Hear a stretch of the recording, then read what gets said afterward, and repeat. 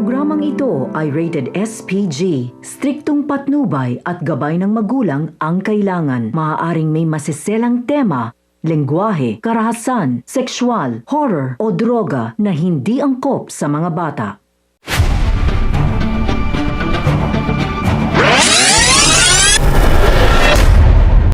Mga kapamilya, sa biglaang pagdalaw nila Tinding, Tess at Noy sa Bilibid upang dalawin si Tanggol, ay agad nilang nakita si Chip Espinas.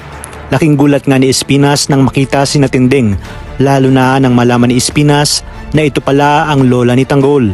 Humingi nga ng tawad si Espinas kila Tinding dahil napag-alaman niya na pamangkin niya pala itong si Tanggol. Samantala, sinabi nga ni Tinding kay Dolores kung kumusta na umano ang kanyang apo, si Tanggol. At hindi naman agad nakasagot itong si Dolores sa tanong ni Tinding sapagkat sa mga oras na yun ay hindi pa nga bumabalik si Tanggol kasama ni Bubbles. Maya-maya pa ay nag-alibay na lang si Dolores na nakabartulina umano ang grupo ni Tanggol sapagkat nasangkot ito sa isang riot sa loob ng selda. Kaya naman ipinasok nila umano sa Bartolina ang mga ito kasama ang kanyang mga kaibigan. Iginit ni Chip Espinas na bumalik na lang umano si Tinding kapag tapos na umano ang parusa kina Tanggol at sa mga kaibigan nito.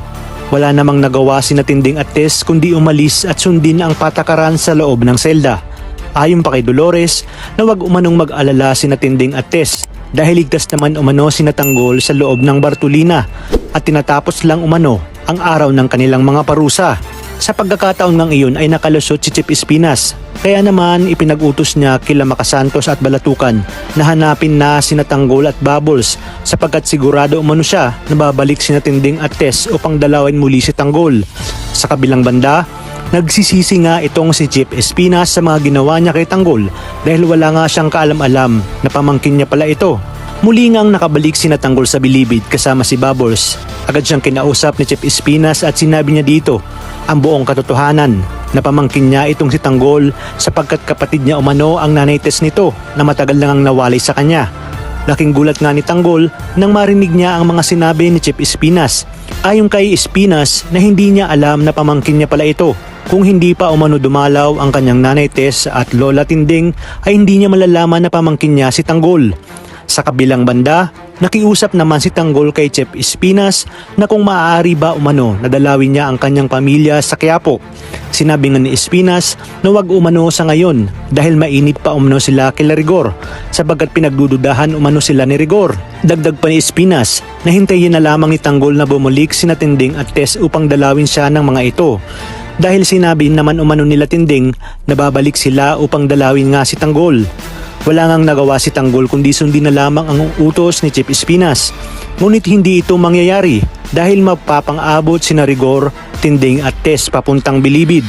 Agad na hinarang ni Rigor sina Tinding at Tess na huwag tumuloy dahil mahigpit niya ngang ibinilin na walang sino mang andadalaw kay Tanggol.